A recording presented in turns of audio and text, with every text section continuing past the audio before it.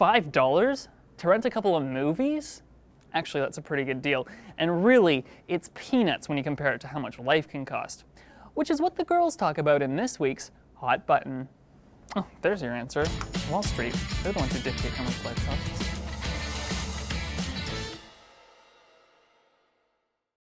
Hello and welcome to Hot Button. Today we are talking about the cost of living. Is minimum wage enough? Is everyone in debt up to their eyeballs? How is everybody coping?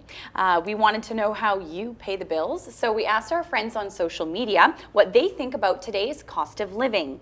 And Janelle says, although the cost of living in the Lower Mainland is unbeatably high, when you look at what we're offered here in this safe and humble country, living in the most beautiful city in the world, the costs actually make a bit of sense.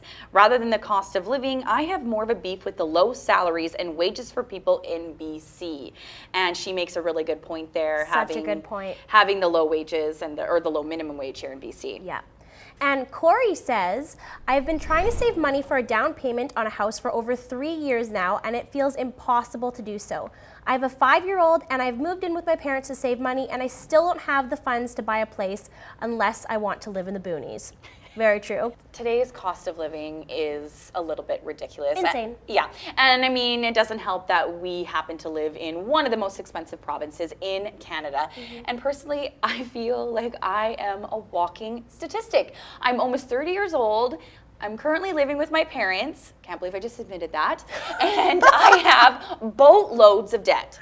That's okay, me too. And I can completely relate. I have 4 jobs and I still live paycheck to paycheck. And it's obviously because we have so many necessities this day and age, and they're not really necessities. Like 20 years ago, we didn't need a cell phone, but today we need a cell phone. So we have to pay for that extra. Yeah, and it seems it's virtually impossible to get ahead. I mean, although our minimum wage was increased after like a decade or something to $10.25 an hour, there's no way that you can pay rent and have a car and your cell phone with that wage. And I mean, you can forget about trying to pay off any debt. Yeah, exactly. And you actually bring up a good point, because in the Chilliwack Progress, each parent in a family of 4 needs to have a combined salary making $17 an hour to obtain basic standards of living for their whole family. $17 an hour? Yeah. So basically you have to have 3 jobs between 2 people, and buying a house is still totally out of the question.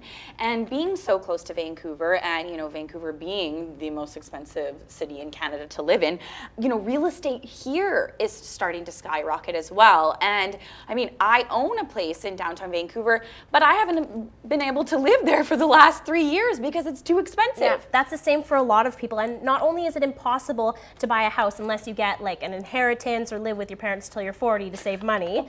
The CBC reported that in the Lower Mainland, residents experienced the biggest increase in consumer debt, hitting $41,000 at the end of last year.